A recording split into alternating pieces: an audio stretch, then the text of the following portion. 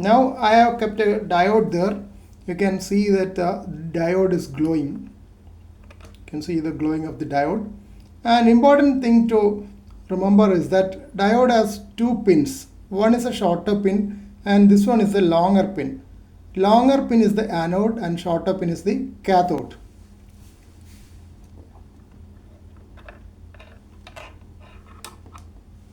You have to see to it that the longer pin goes to the red or the positive pole coming from the multimeter. You can see this is the red one, this is the ground, negative one.